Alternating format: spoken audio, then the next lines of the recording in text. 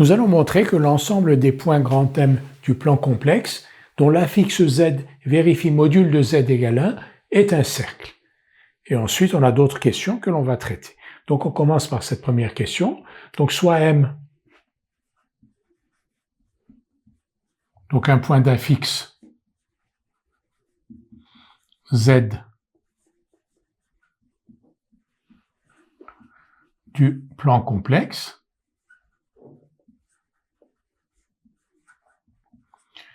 module de Z égale OM.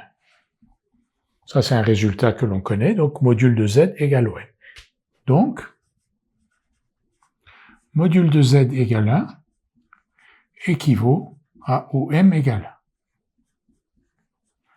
1. Et l'ensemble des points grand M dont l'affixe Z vérifie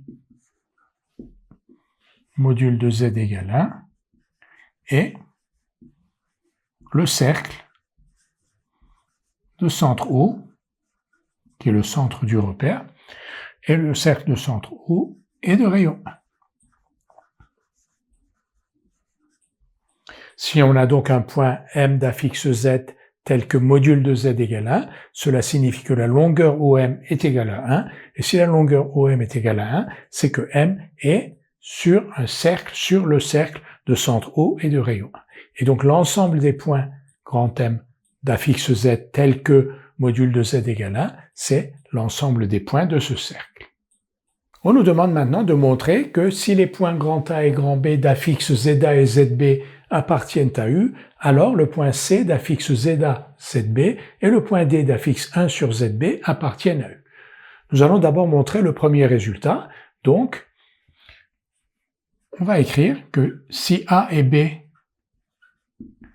d'affixe ZA et ZB appartiennent à U, alors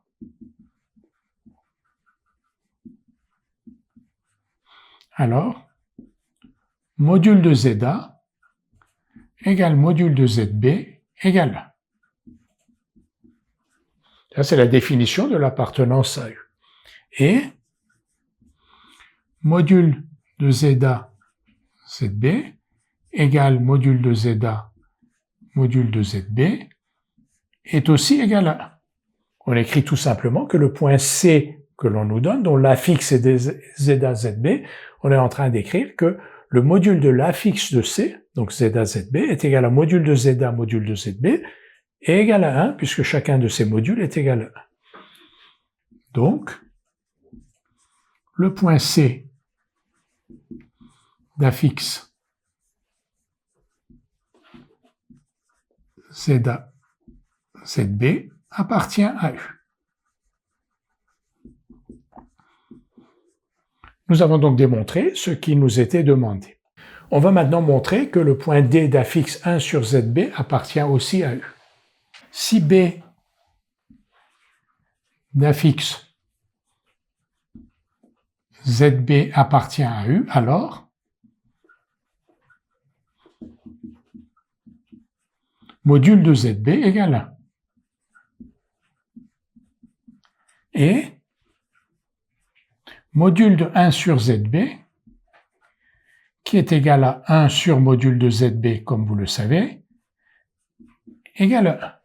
Donc, le point D d'affixe 1 sur ZB est un point de U.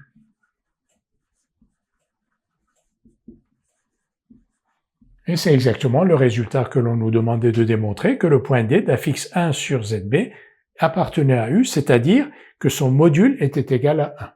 Nous allons maintenant montrer, même si elle ne nous est pas demandée, une caractéristique de 1 sur ZB. Alors 1 sur ZB,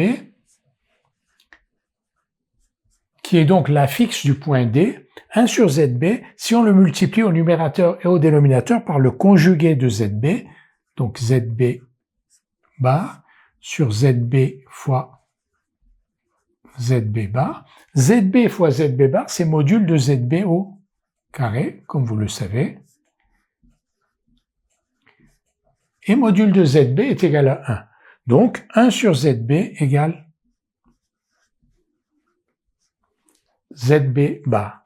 Donc, le point d'affixe 1 sur ZB, le point D, est le conjugué du point B.